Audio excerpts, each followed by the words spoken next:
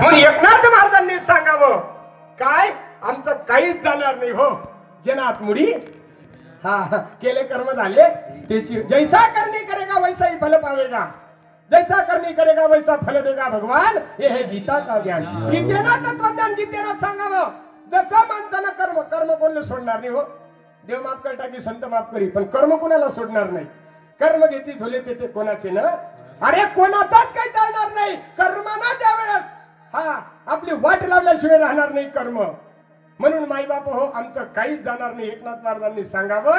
आणि आज सगळा धांगडधिंगा आहे. हा धांगडधिंगा आपलाच मंडप मध्ये काल भेटत बरं दुसऱ्या ठिकाणी भेटत नाही. असं माई बाप हो चांगला जरी विचार केला या ठिकाणी जरी काला करायचा असेल देवांनी जर ठरवलं. देवादेवांमध्ये देव काला करू शकत नाही. माणसं करू शकत नाही. मग काला कोणाकडे होतो. काल्याचं नियोजन कोणाकडे होतं. काला करती संत जन आणि समे त्यांच्या नारायण. अरे बाबा अरे संतांनी काला करावा आणि त्यांच्या सोबत म्हणजे भगवंतानं समे त्यांच्या नारायण. काल्याचं कीर्तन आहे चरित्र ते उच्चारावे आणि केले देवे गोकुडी. आणि त्या गोकुळामध्ये माझ्या भगवान श्रीकृष्णानं जे चरित्र केलेलं आहे महाराज त्याचं उच्चारण कर. आचरण नाही बरं आचरण नाही. काय चरित्र ते उच्चारावे आणि केले देवे. अरे गोकुळामध्ये माझ्या श्रीकृष्ण भगवंतानं जे चरित्र केलं त्या चरित्राचं फक्त आपल्याला उच्चारण करायचंय आचरण नाही. आचरण जरी करायचं असेल तर रामाचं काय आचरण जरी करायचं असेल तर रामाच्या चरित्राचं आचरण करा. राम एक पत्नी एक वचनी एक बाणी होता. हा भाऊ बहुपत्नी बहुवचनी आणि बहु बाणी होता. बघा अरे उच्चारायचं आपल्याला श्रीकृष्ण भगवंताचं. बघा चांगला जरी विचार केला रामाचा जन्म दिवसा 12 वाजता झाला. किती दिवसा 12 वाजता भर उन्हाळ्यामध्ये. श्रीकृष्ण भगवंताचा जन्म रात्री 12 वाजता झाला. भर पावसाळ्यामध्ये बरोबर. काय रात्री 12 वाजता झाला. अष्टमीच्या दिवशी श्रीकृष्ण भगवंताचा अवतार सुद्धा 8वा आणि एका जनार्दनी अष्टसात्विक. म्हणून म्हणतो आम्ही काकड्यामध्ये तुम्ही 8वा मधुसूदना रे तुम्ही वासुदेव वासुदेव म्हणा.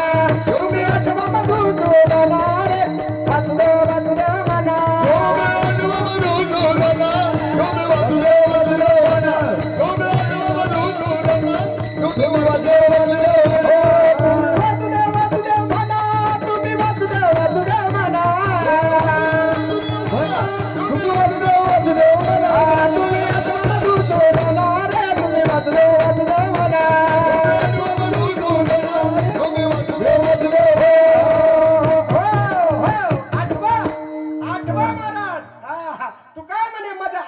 आणि मुड लवकरी 8वा आहे महाराज.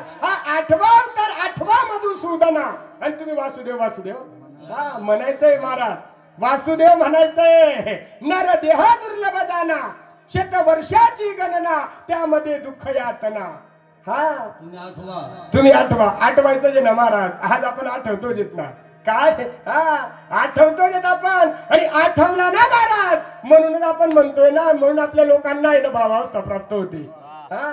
म्हणून भावावस्था आठवतोय आपण. आठवायचंय आपल्याला. आणि जोपर्यंत आठवत नाही तोपर्यंत भाव देखील होणार. मग उत्पन्न होता देव. अरे भगवंताने आपल्यावर कृपा करावी.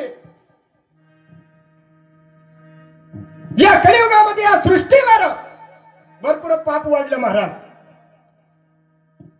पाप वाढल्यानंतर पृथ्वी मातेनं गाईचं रूप धारण केलं. वत्सरूपी पृथ्वी ब्रह्मापाशी जाय. बाबा अरे या पृथ्वीनं गाईचं रूप धारण केलं आणि ब्रह्मदेवाला सांगितलं ब्रह्मदेवा या सृष्टीवर कंस नावाचा राक्षस मातलेला आहे. आणि आता यातनं काही मला सहन होत नाही. तुम्हाला काहीतरी करावं लागेल. महाराज चांगला जरी विचार केला कंसाची बहीण होती देवकी आणि वसुदेव.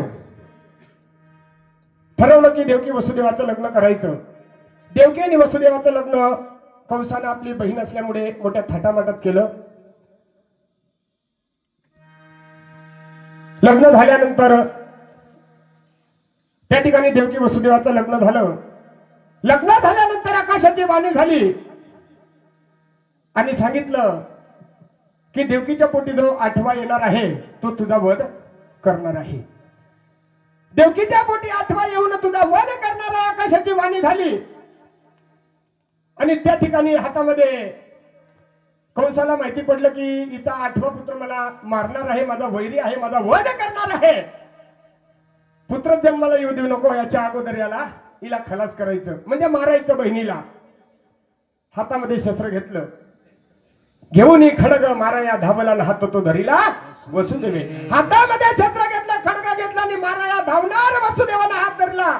खबरदार शांत, ज्या दिवशी तू तुझ्या बहिणीचं कन्यादान केलं, गणपतीवर पाणी सोडलं, त्या दिवशी तुझा हक्क संपला.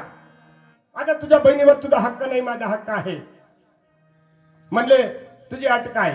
म्हणजे तुमच्या पोटी जो निर्माण 8वा येणार आहे तो 8वा पुत्र माझा वध करणार आहे, माझा वैरी आहे, मला मारणार आहे. म्हणले मारू नका, काहीच करू नका, देवकीला हात लावू नका, तुम्हाला जसं नियोजन करता येईल तसं नियोजन करा, वाटल्यास आम्हाला बंदीशाळेत ठेवा. आमच्या पोटी जेही संतान निर्माण होतील, जेही पुत्र आमच्या पोटी निर्माण होतील ते तुमच्या स्वाधीन आम्ही करू. वचन दिलं महाराज. बंदीशाळेमध्ये देवकी वसुदेवाला ठेवलं. काही काळ धकल्यानंतर पहिलं मूल जन्माला आलं, पहिलं अपत्य जन्माला आलं. आल्यानंतर लगेच कंसाच्या हवाले केलं. हवाले केल्यानंतर अरे कंसाला प्रश्न पडला की माझ्या हातानं हे पाप होईल, या बालकाला जरी मी मारलं तर माझ्या हातानं पाप होईल. लगेच त्या ठिकाणी नारद महर्षींची स्वारीली, नारायण नारायण नारायण. सांगितलं कंसा, अरे बाबा, हा या ठिकाणी तू पहिला पुत्र तुझ्या हातामध्ये आला, तुझा वध 8वा करणार आहे. आणि जर तो उलटा आला तर 8वा जर पहिली घ्या तर काय? पुण्य सारावय आले देव ऋषी आणि वधी बालकाशी ठेवू नये. बाबा त्या ठिकाणी नारद महर्षी आले आणि नारद महर्षींनी सांगितलं की कंसा वधी बालकाशी ठेवू नये. 1 2 3 4 5 6 मारले महाराज. हा कंसाने 6 मारले, 7वी योगमाया आणि 8वा त्या ठिकाणी श्रीकृष्ण भगवंत कृष्ण गोकुडी जन्मला. खरा मथुरेत जन्म झाला नंदाचा, मी नंदलाला गोपाळांचा पालनवाला आणि ओळख मला. पण या ठिकाणी तो श्रीकृष्ण भगवंत आहे. खरा कृष्ण म्हणजे गोकुडी जन्मला, गोनाम इंद्रिय काय. अरे या शरीरामध्ये तो श्रीकृष्ण भगवंत जन्माला आला. मग आपण म्हणतो कृष्ण गोकुडी जन्मला आणि दृष्टा सरका सुटला. त्या गोकुळामध्ये त्या ठिकाणी श्रीकृष्ण भगवंत जन्माला आला. गोकुडी आनंद झाला आणि बाळकृष्ण, अरे गोकुडी आनंद झाला, अरे बाळकृष्ण घराला. गोकुडी आनंद झाला, बाळकृष्ण घराला.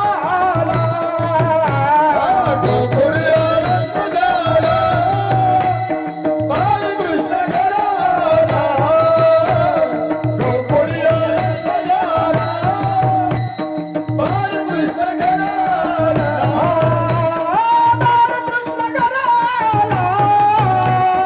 बाळकृष्ण घराला, बाळकृष्ण घराला. बाळकृष्ण घराला,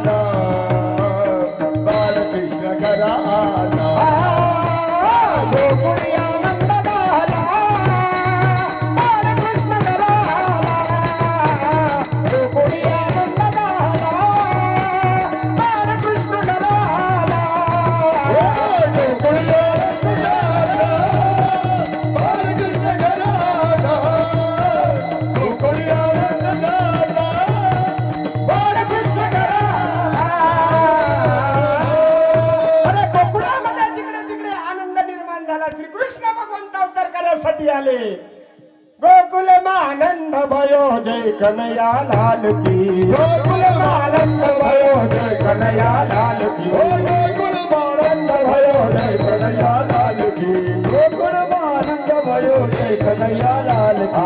हाथी घोड़ा काल की जय यशोदा लाल की. हाथी घोड़ा काल की जय यशोदा लाल की. हाथी घोड़ा काल की जय कन्हैया लाल की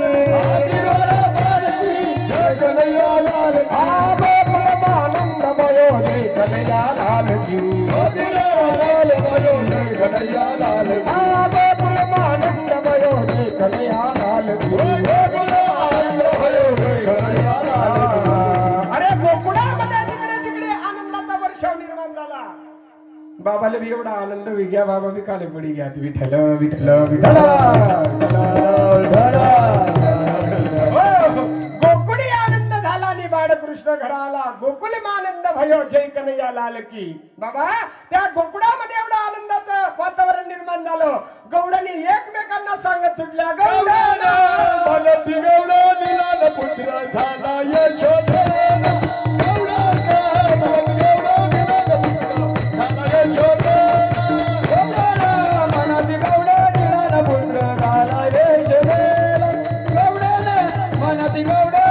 पुत्र झाला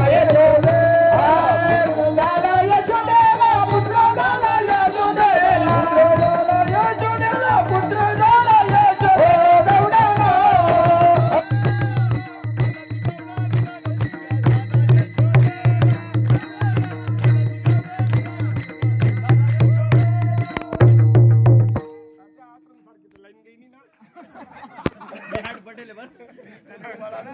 कारण की आपली मुक्ती बहिणीवर सुद्धा